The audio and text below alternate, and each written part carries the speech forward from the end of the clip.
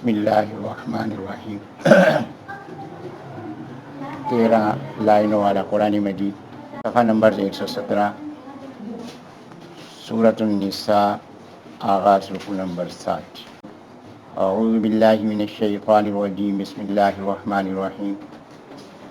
یا ایہا الذین آمنوا لا تقربوا الصلاة وانتم سکارى حتى تعلموا ما تقولون ولا جنوبا الا عابري سبیل حتى تغتسلوا۔ صدق اللہ العظیم۔ اللہ تبارک و تعالی نے اس رکوع میں ایمان والوں سے خطاب فرمایا، اور یہ بات اس سے پہلے گزارش کی جا چکی ہے کہ نبی علیہ الصلوۃ والسلام سے پہلے جتنے انبیاء کرام علیہم الصلوۃ والسلام تشریف لائے، اللہ تبارک و تعالی نے جس امت سے بھی خطاب فرمایا، براہ راست خطاب نہیں فرمایا کہ جس امت کو کوئی حکم دیا ہے اس کے نبی علیہ الصلوۃ والسلام کو حکم دیا کہ آپ اپنی امت کو یہ پیغام، لیکن نبی علیہ الصلوۃ والسلام کی برکات سے اس امت کو یہ سعادت حاصل ہوئی کہ اللہ تبارک و تعالی نے اپنے کلام میں تقریباً 88 مقام پر براہ راست ہم سے خطاب فرمایا ہے۔ حضرت عبداللہ بن مسعود رضی اللہ عنہ سے روایت ہے کہ جہاں یا ایھا الذین آمنوا ہو، وہاں پوری طرح متوجہ ہو جائیں اور یہ تصور کر لیں کہ میرا رب براہ راست مجھ سے خطاب فرما رہا ہے۔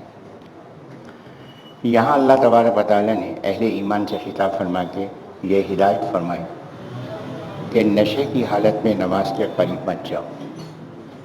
اس آیت کا شان نزول یہ ہے، اور اس سے پہلے ایک بات گزارش کر دوں کہ عرب کے مزاج میں شراب کی عادت بہت زیادہ تھی، یہاں تک کہ اگر بچہ پیدا ہوتا تھا اس کو بھی گھٹی میں شراب دیتے تھے۔ عرب شاعری آپ اٹھا کر دیکھیں، ایک قبیلہ دوسرے قبیلے کے بارے میں کے مقابلے میں اپنی برتری ظاہر کرنا چاہتا ہے تو یہ کہتا تھا کہ تمہارے قبیلے کی خوبی یہ ہے کہ اس کے پاس 70 سال پرانی شراب ہے، اور ہمارے قبیلے کو فوقیت حاصل ہے کہ ہمارے پاس 100 سال پرانی شراب ہے۔ شراب کی وجہ سے ایک دوسرے کے مقابلے میں اپنی فوقیت کو ظاہر کرتے تھے۔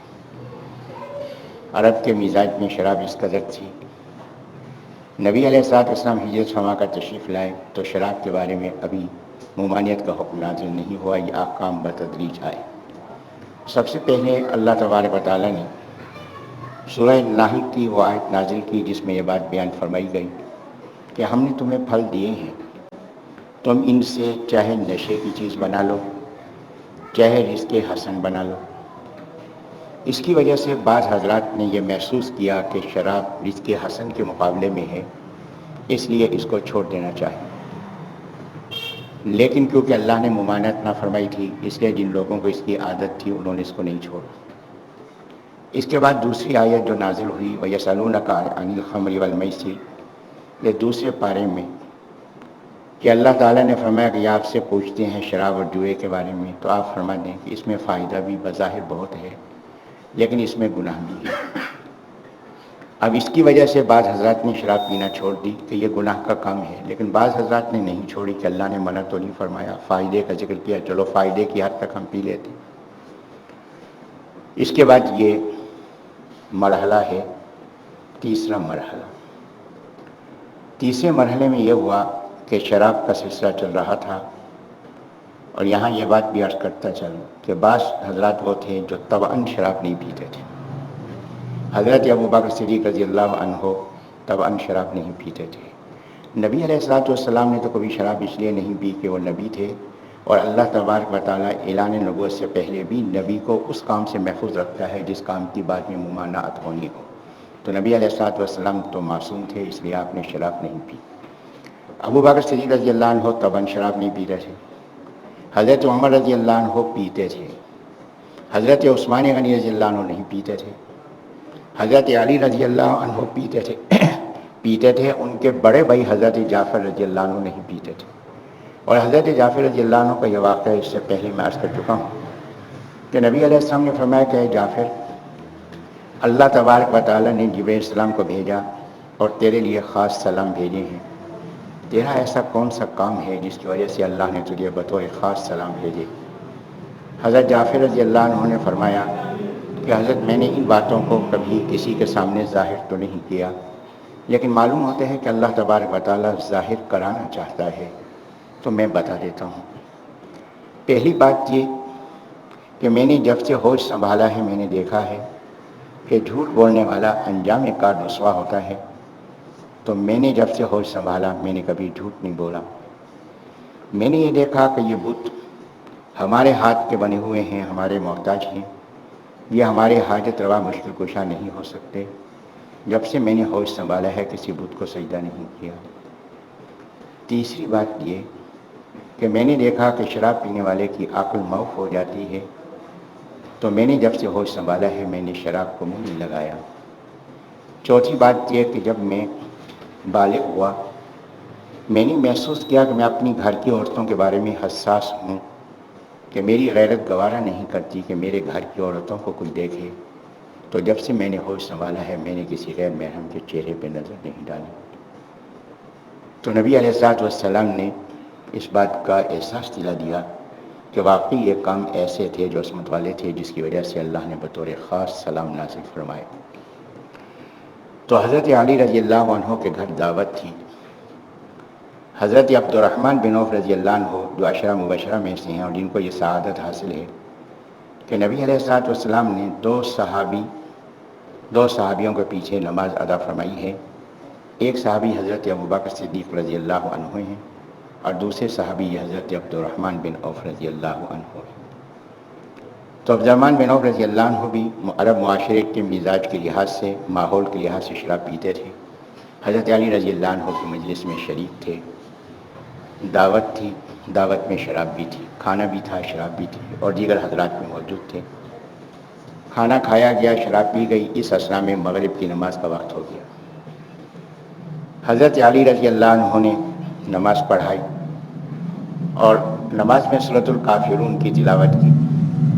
قل یا ایھا الکافرون لا اعبد ما تعبدون، تو جہاں جہاں لا ہے اس کو چھوڑتے چلے گئے۔ لیکن کیونکہ ایمان کی استقامت حاصل تھی، جیسے ہی سلام پھیرا فرمانے لگے کہ محسوس ہوتا ہے کہ میں غلط پڑھ گیا ہوں۔ اور جو پیچھے والے تھے وہ بھی شراب کی کیفیت میں تھے، لیکن ایمان ان کا بھی پختگی رکھتا تھا۔ ان سب نے کہا کہ ہاں ہم نے بھی محسوس کیا ہے۔ اس اثنا میں ادھر یہ گفتگو فرما رہے تھے، ادھر نبی علیہ السلام پر یہ آیت نازل ہو گئی، یا ایھا الذین آمنوا، اے ایمان والو، ایمان کا تقاضا یہ ہے، لا تقربوا الصلاۃ وانتم سکارا، کہ نشے کی حالت میں تم نماز کے قریب مت جاؤ۔ یہاں بھی اللہ تبارک و تعالیٰ نے شراب کو حرام قرار نہیں دیا۔ شراب کی حرمت اس کے بعد نازل ہوئی، آگے انشاءاللہ واقعہ آئے گا 7ویں پارے کے اندر۔ اب بعض حضرات نے شراب پینا چھوڑ دی، بعض حضرات نے کہا کہ اللہ نے شراب تو منع نہیں فرمائی، نشے کی حالت میں نماز پڑھنے سے منع فرمایا ہے، تو لہٰذا فجر کی نماز کے بعد شراب پی لیتے تھے کہ ظہر تک کافی وقفہ ہوتا ہے، تو ظہر کی نماز کے وقت تک نشہ ختم ہو جاتا تھا۔ پھر ظہر سے عشاء تک شراب نہیں پیتے تھے تاکہ نمازیں متاثر نہ ہوں۔ عشاء کی نماز کے بعد پھر شراب پی لیتے تھے تاکہ فجر تک نشہ ختم ہو جائے۔ یہ سلسلہ چلتا رہا۔ تو یہاں اللہ تبارک و تعالیٰ نے یہ حکم فرمایا، اور اس کے ساتھ ایک بات اور بھی معلوم ہو رہی ہے کہ شراب کی حالت میں نماز کے قریب جانے سے جو منع کیا گیا اس کے اندر علت کیا ہے؟ علت یہ ہے کیونکہ ذہن حاضر نہیں اور اس کی وجہ سے غلطی ہوگی۔ تو اس سے یہ معلوم ہوئی بات کہ نماز غفلت کی کیفیت میں ادا نہیں کرنی چاہیے، کہ نماز میں ذہن کو حاضر رکھا جائے، اور پھر بشری تقاضے سے اگر بھول جائے تو اس کے لیے سجدہ صاحب کی سہولت بھی اللہ نے عطا فرما دی، لیکن ذہن کو حاضر رکھتے ہوئے نماز ادا کرنی چاہیے۔ فرمایا کہ اتنا تو ذہن حاضر ہو حتیٰ تعلموا ما تقولون، کہ تمہیں پتہ تو چلے کہ پڑھ کیا رہے ہیں، تشہد پڑھ رہے ہیں، سورۃ فاتحہ پڑھ رہے ہیں، سورت پڑھ رہے ہیں، کیا پڑھ رہے ہیں۔ اتنا تو کم از کم نماز کے اندر ذہن حاضر ہونا چاہیے کہ معلوم رہے کہ کیا پڑھ رہے ہیں، سجدے کی تسبیح ہے کہ رکوع کی تسبیح ہے، کون سی چیز پڑھی جا رہی ہے۔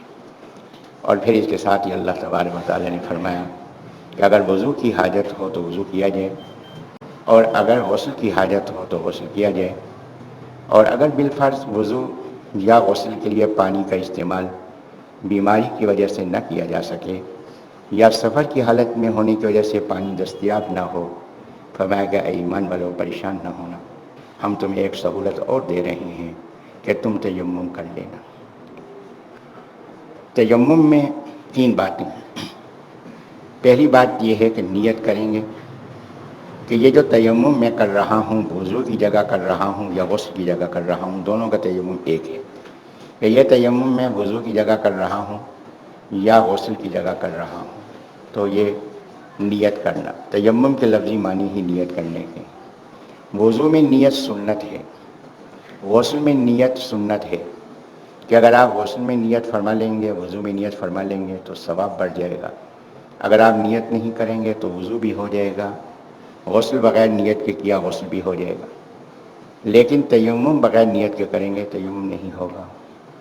تو یہ تیمم کے لفظ کے اندر ہی نیت کا مفہوم شامل ہے، تیمم کہتے ہی نیت کرنے کو ہے، تو لہٰذا نیت کریں گے۔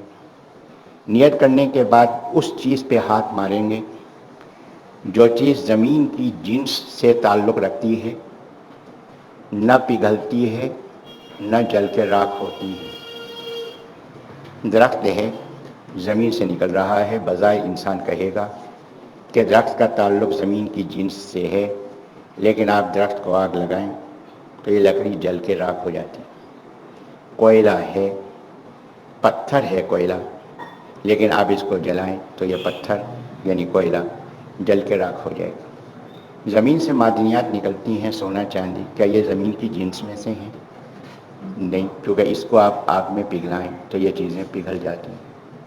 تو وہ چیز جو پگھلے بھی نہیں اور جل کے راکھ بھی نہ ہو، زمین سے اس کا تعلق ہو، چونا ہے، ریت ہے، مٹی ہے، پتھر ہے، تو یہ وہ چیزیں ہیں جو زمین کی جنس میں سے ہیں اور نہ جل کے راکھ ہوتی ہیں اور نہ آگ میں پگھلتی ہیں، تو ان پہ تیمم کیا جا سکتا ہے۔ مٹی کا ہونا ضروری نہیں، پکی ہانڈی ہو، گھڑا ہے، پکی اینٹ ہے، سنگ مرمر کا پتھر ہے، کوئی چیز بھی ہو، شرط یہ ہے کہ پاک ہونی چاہیے، آپ اس پہ تیمم کریں گے۔ تیمم کے بارے میں 3 باتیں۔ پہلی بات یہ ہے کہ ہاتھ ماریں گے، نیت کریں گے کہ وضو کی جگہ کر رہا ہوں یا غسل کی جگہ کر رہا ہوں۔ اس کے بعد ہاتھ ماریں گے، ہاتھ مارنے کے بعد وہ ہاتھ پورے چہرے پہ پھیر لیں گے۔ اس کے بعد دوبارہ ہاتھ ماریں گے اور یہ دونوں بازو جتنا حصہ وضو میں آپ دھوتے ہیں، انگلیوں سے لے کر کونیوں سمیت، اس پورے پہ آپ ہاتھ پھیر لیں گے، تیمم مکمل ہو گیا۔ اب یہ تیمم کی نعمت جو اللہ نے نازل فرمائی، یہ 5 ہجری میں اللہ نے نعمت عطا فرمائی۔ تو یہ نعمت اللہ نے 5 ہجری میں عطا فرمائی۔ 5 ہجری میں نبی علیہ الصلوۃ والسلام غزوہ بنی المصطلق کے لیے غزوہ بنی المصطلق کے لیے تشریف لے جا رہے تھے۔ ام المومنین عائشہ رضی اللہ عنہا نبی پاک صلی اللہ علیہ وسلم کے ساتھ تھیں سفر میں۔ نبی پاک صلی اللہ علیہ وسلم کا معمول مبارک یہ تھا کہ جب کسی سفر پہ تشریف لے جاتے تھے، صحابیات رضی اللہ عنہن کی جماعت تو ساتھ نہیں ہوتی تھی، لیکن نبی علیہ الصلوۃ والسلام کے ازواج مطہرات رضی اللہ عنہن میں سے کوئی ایک زوجہ مطہرہ ساتھ ہوتی تھیں، کیونکہ نبی علیہ السلام مردوں کے لیے بھی نبی ہیں، عورتوں کے لیے بھی نبی ہیں، تو ایک زوجہ مطہرہ رضی اللہ عنہا اس لیے ساتھ ہوتی تھیں تاکہ عورتوں کے لیے رہنمائی کا سلسلہ بھی چلتا رہے۔ اس سفر میں ام المومنین عائشہ رضی اللہ عنہا حضرت کے ساتھ تھیں، اور اس سفر میں پانی کے سلسلے میں 2 واقعے ہوئے ہیں۔ ایک واقعہ یہ ہوا کہ صحابہ کرام رضی اللہ عنہم نے جہاں ٹھہرنا تھا وہاں ٹھہرے، پانی تلاش کیا، کہا کہ حضرت پانی نہیں ہے۔ تو نبی علیہ الصلوۃ والسلام بھی اس سوچ میں تھے کہ پانی نہیں ہے، کیا کیا جائے۔ دیکھا کہ سامنے اونٹ پہ سوار ایک عورت آ رہی ہے اور اس کے پاس پانی محسوس ہو رہا ہے۔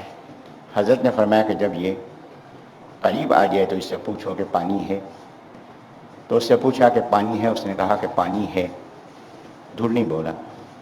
جرأت مند لوگ تھے، چاہے عورتیں تھیں، چاہے بچے ہوتے تھے، چاہے بڑے ہوتے تھے، جھوٹ نہیں بولتے تھے، جھوٹ کو سب سے بڑا عیب سمجھے جاتے تھے۔ اس نے کہا کہ پانی ہے لیکن میں دوں گی نہیں۔ میں کل اس وقت نکلی تھی اپنے قبیلے سے اپنے بچوں کے لیے پانی لینے کے لیے، اور آج میں یہ پانی لے کر واپس جا رہی ہوں، اس لیے پانی میں نہیں دوں گی۔ حضرت نے فرمایا کہ اس کا اونٹ بٹھا دو۔ اونٹ بٹھا دیا، فرمایا کہ اس کا مشکیزہ نکالو۔ مشکیزہ نکالا، فرمایا کہ اپنے برتن لے آؤ، مشکیزہ وغیرہ آپ نے لے آؤ۔ فرمایا کہ اس کے دہانے کے ساتھ نہیں لگانا، اس کے دوسری طرف کے ساتھ اپنے مشکیزوں کے دہانے لگا دو۔ دیکھتے دیکھتے صحابہ کرام جنہوں کے مشکیزے بڑھتے چلے گئے۔ خاتون حیرت سے دیکھ رہی ہے۔ جب ضرورت کا سارا پانی صحابہ کرام رضی اللہ عنہ نے حاصل کر لیا، حضرت نے فرمایا کہ اس خاتون سے کہ اپنا مشکیزہ دیکھ لو کہ جتنا پانی تمہارا تھا اتنا ہی ہے، ہم نے اس میں سے کچھ نہیں لیا، اللہ نے اس کو ذریعہ بنایا ہمارے پانی کے لیے۔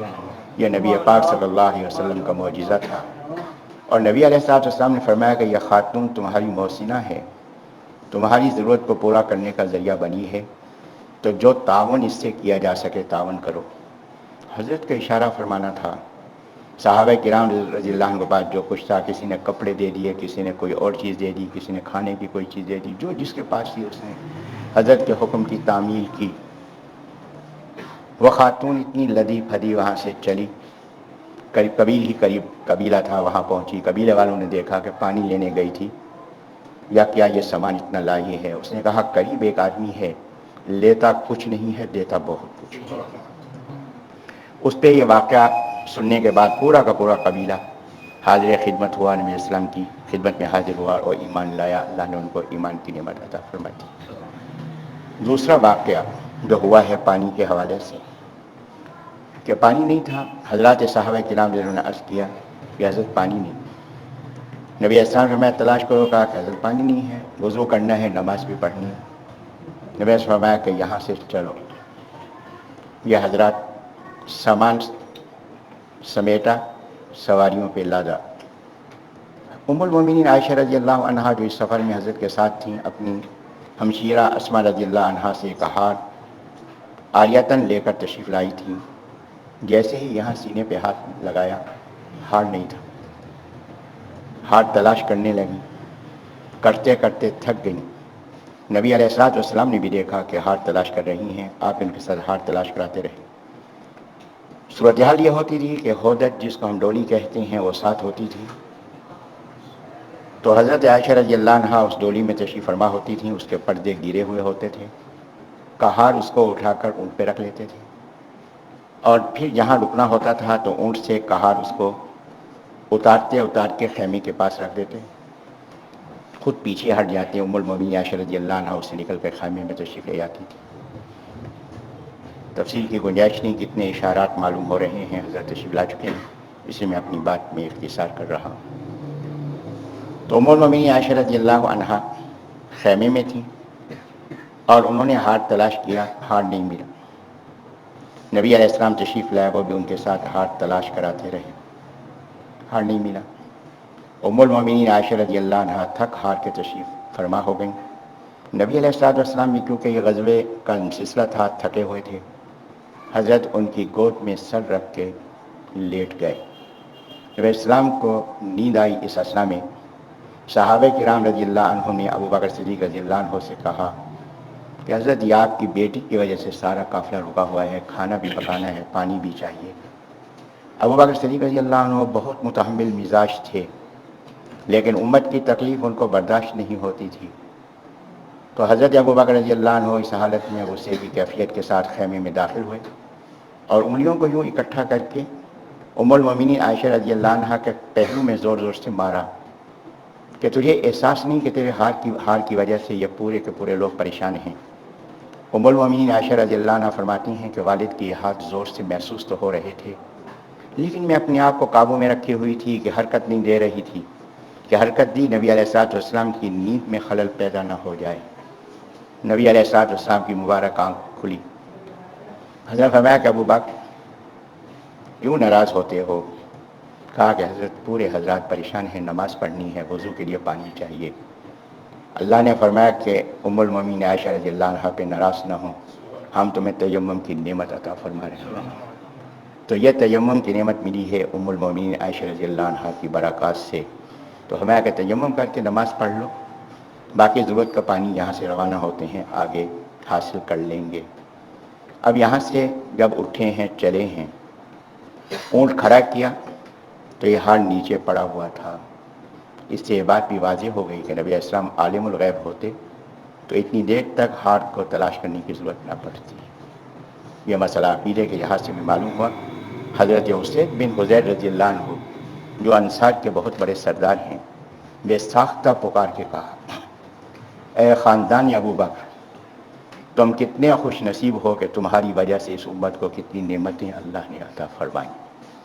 اور یہ اسی سفر کی واپسی کا واقعہ ہے جس میں ام المومنین عائشہ رضی اللہ عنہ پر اسی ہار کی وجہ سے تہمت لگی اور اللہ نے سورۃ النور میں 16 آیات نازل فرمائیں ام المومنین عائشہ رضی اللہ عنہ کی پاک دامنی کے حوالے سے کہ یہ وہ آیات ہیں جن کو قیامت تک کے لیے پڑھا جاتا رہے گا۔ تو بہرحال یہاں اللہ تبارک و تعالیٰ نے تیمم کی نعمت عطا فرمائی، اور صفحہ نمبر 118 پہ اللہ تبارک و تعالیٰ نے ان یہودیوں کے مزاج سے آگاہ فرمایا کہ یہ تحریف کے مرتکب بھی ہیں، کہ اللہ کے احکامات میں، اللہ کے کلام میں تحریف بھی کرتے ہیں، اور پھر یہ کہ لوگوں کو گمراہ کرنے میں بھی پیش ہیں۔ اور اس کے بعد اللہ تبارک و تعالیٰ نے ان کے بارے میں لعنت فرمائی، اور پھر ان سے خطاب فرمایا کہ اے وہ لوگ جن کو کتاب دی گئی، آمنو بما نزلنا، کہ تم اس پہ بھی ایمان لو جو قرآن مجید ہم نے نازل کیا ہے۔ کتاب سے مناسبت کا تقاضا تو یہ ہے کہ قرآن مجید پر ایمان ہونا چاہیے، اس سے پہلے کہ ہم تمہارے چہرے بگاڑ دیں اور تمہارے ان چہروں کو پیچھے کی طرف کر دیں، یا تم پہ ایسے لعنت برسا دیں کہ جیسا کہ ہفتے کے دن خلاف ورزی کرنے والوں پہ ہم نے لعنت برسائی۔ اللہ کی بات کو یوں مت سمجھو، اللہ کی بات کو یوں سمجھو کہ جیسے یہ کام ہو چکا ہے۔ قرآن مجید نبی علیہ الصلوۃ والسلام کا معجزہ ہے، اور حضرت کے ختم نبوت کی یہ دلیل ہے کہ حضرت کا یہ معجزہ قیامت تک کے لیے موجود ہے۔ وَأُوحِيَ إِلَيَّ هَٰذَا الْقُرْآنُ لِأُنذِرَكُم بِهِ وَمَن بَلَغَ، یہ قرآن مجید نبی علیہ الصلوۃ والسلام کا معجزہ ہے، اور معجزے میں تغیر و تبدل کسی کے بس کی بات نہیں۔ اور قرآن مجید کا محفوظ ہونا یہ بنیادی عقائد میں سے ہے۔ تو میں یہ عرض کر رہا تھا کہ قرآن مجید معجزہ ہے، نبی علیہ الصلوۃ والسلام سے پہلے انبیاء علیہ السلام تشریف لائے، ان کے معجزات حسی معجزات تھے۔ حضرت موسیٰ علیہ نبینا علیہ الصلوۃ والسلام کے مبارک ہاتھ میں عصا تھا، عصا پھینکا اژدہا بن گیا۔ حضرت نے عصا ساحل پہ مارا، 12 راستے بن گئے۔ حضرت نے ساحل پتھر پہ مارا، 12 چشمے ظاہر ہو گئے۔ لیکن جس وقت موسیٰ علیہ السلام کا انتقال ہوا، عصا موجود تھا لیکن اس کی معجزات کی کیفیت موجود نہیں تھی، کیونکہ مبارک ہاتھ اس کے ساتھ متعلق نہیں رہا جس کی وجہ سے معجزہ ظاہر ہو رہا تھا۔ نبی پاک صلی اللہ علیہ وسلم کو اللہ نے بے شمار حسی معجزات عطا فرمائے۔ حضرت کے معجزات میں معراج کا واقعہ، چاند کے 2 ٹکڑے ہونا، اور بہت سے، جیسے کہ ابھی میں نے پانی کے سلسلے میں حضرت کا معجزہ عرض کیا ہے۔ لیکن نبی علیہ الصلوۃ والسلام کو اللہ نے جو خاص معجزہ عطا فرمایا، جو بنیادی معجزہ ہے، وہ علمی معجزہ ہے۔ جیسے علم کو عمل پہ فوقیت حاصل ہے، ایسے علمی معجزے کو بھی عملی معجزات پر فوقیت حاصل ہے۔ تو نبی علیہ الصلوۃ والسلام کا یہ علمی معجزہ ہے قرآن مجید۔ نبی علیہ السلام دنیا سے پردہ فرما گئے، لیکن قرآن مجید کی معجزاتی کیفیت آج بھی برقرار ہے۔ اور اس آیت کے حوالے سے جو معجزہ میں عرض کرنا چاہ رہا ہوں، حضرت عمر رضی اللہ عنہ کا دور خلافت ہے۔ کعب احبار رحمۃ اللہ علیہ یہودیوں کے بہت بڑے عالم تھے، نبی علیہ الصلوۃ والسلام کے مبارک دور میں بھی موجود تھے، لیکن ایمان نہیں لائے۔ حضرت عمر رضی اللہ عنہ کے دور میں حاضر خدمت ہوئے اور آ کے یہ عرض کیا کہ حضرت میں ایمان لانا چاہتا ہوں، مجھے کلمہ پڑھا دیں۔ حضرت عمر رضی اللہ عنہ نے کلمہ تو پڑھا دیا، ان کو دائرہ ایمان میں داخل تو فرما دیا، لیکن سوال فرمایا کہ نبی علیہ السلام کے دور میں تم ایمان نہیں لائے، آخر اس وقت کیا سبب بنا تم ایمان لائے؟ کہا کہ حضرت میں ایک جگہ سے گزر رہا تھا، ایک بچہ قرآن مجید پڑھ رہا تھا اور اس نے یہ آیت پڑھی، یا ایھا الذین اوتوا الکتاب آمنوا بما نزلنا مصدقا لما معکم من قبل ان نطمس وجوہا فنردها علی ادبارها او نلعنهم کما لعنا اصحاب السبت وکان امر اللہ مفعولا۔ میں نے فوراً اپنے چہرے پہ ہاتھ پھیرا کہ ابھی چہرہ مسخ نہیں ہوا، ابھی چہرہ اپنی جگہ پر موجود ہے، اس سے پہلے کہ چہرہ مسخ ہو جائے مجھے اس سے پہلے ایمان لانا چاہیے، اس لیے دوڑا ہوا آیا ہوں اور آپ کی خدمت میں تاکہ میں ایمان لاؤں۔ تو یہ قرآن مجید کا معجزہ ہے اور ساتھ یہ بات بھی معلوم ہوئی کہ جس کے دل میں طلب ہو، اپنی استعداد کو جس نے برباد نہ کیا ہو، اللہ تبارک و تعالی اس کو ہدایت کی طرف ضرور منتقل فرما دیتے ہیں۔ اور صفحہ 119 پہ اس رکوع کے آخر میں اللہ تبارک و تعالی نے دو باتیں بیان فرمائیں۔ ایک تو ضابطہ اعلان فرما دیا کہ اللہ شرک کی بخشش نہیں فرمائے گا۔ نبی علیہ الصلوۃ والسلام نے بھی فرمایا کہ میں اپنے امت کے گناہ گاروں کے لیے شفاعت کروں گا، لیکن کن کے لیے؟ کہ جن کے عقائد شرک کی آمیزش سے پاک ہوں گے۔ اور دوسری بات یہاں اللہ نے بیان فرما دی کہ دیکھو کہ اپنے نیک ہونے کے دعوے مت کرو، نیک وہی ہے جس کو اللہ نیک بنائے۔ خوش نصیب ہیں وہ لوگ کہ جن کو اللہ اپنے دین کے کام کے لیے منتخب فرماتے ہیں۔ اور وہ لوگ جو اس وقت اللہ کے دین کا کام کر رہے ہیں، صحابہ کرام رضی اللہ عنہم کی یادیں جنہوں نے تازہ فرما دی ہیں، آج وہی تاریخ، وہی نقشہ جو کتابوں میں ہے اس وقت عملی طور پر آنکھوں کے سامنے موجود ہے۔ اور وہ لوگ خوش نصیب ہیں جو ان حضرات کے معاونین ہیں، ان کا ساتھ دے رہے ہیں۔ یہ اللہ کی طرف سے قبولیت اور مقبولیت کی علامت ہے۔